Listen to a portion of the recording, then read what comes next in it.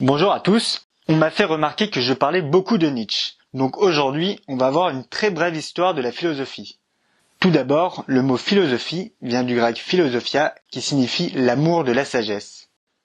Commençons donc notre quête de sagesse avec Platon et sa fameuse allégorie de la caverne. Pour Platon, le monde physique est fait d'illusions, qui ont une fâcheuse tendance à nous induire en erreur. À l'inverse, notre raison nous permet d'atteindre la vérité. La salvation se trouve donc dans le monde intelligible, c'est-à-dire le monde des idées, en opposition au monde physique. Mais le problème, c'est que ce n'est pas parce que notre interprétation du monde physique est erronée que ce monde physique est forcément fait d'illusions. L'empirisme va alors s'opposer à cette thèse en présentant l'idée que toute connaissance est issue de l'expérience. Par exemple, lorsque l'eau atteint une température aux alentours de 100 degrés, elle se met à bouillir. On va prendre cette connaissance comme vérité jusqu'à que l'on expérimente que la pression influe aussi sur l'ébullition de l'eau. Cependant, lorsqu'un incendie se déclenche, nous n'avons pas besoin d'expérimenter la brûlure pour ne pas nous jeter dans le feu.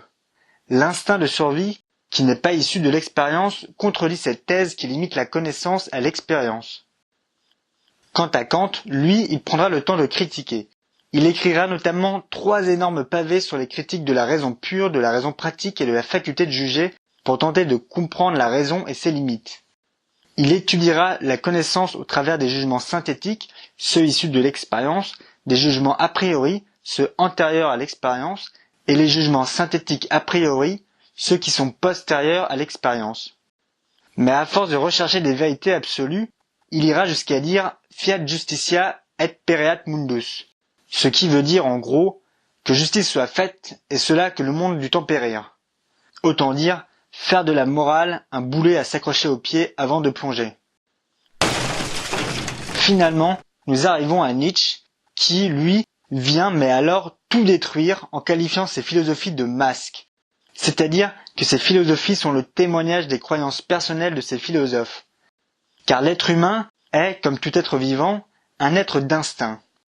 Nietzsche voit la raison comme un outil au service de l'instinct et dont la réconciliation permet à chaque individu de développer sa morale, c'est-à-dire de définir ses valeurs personnelles plutôt que l'idéal d'une vérité absolue.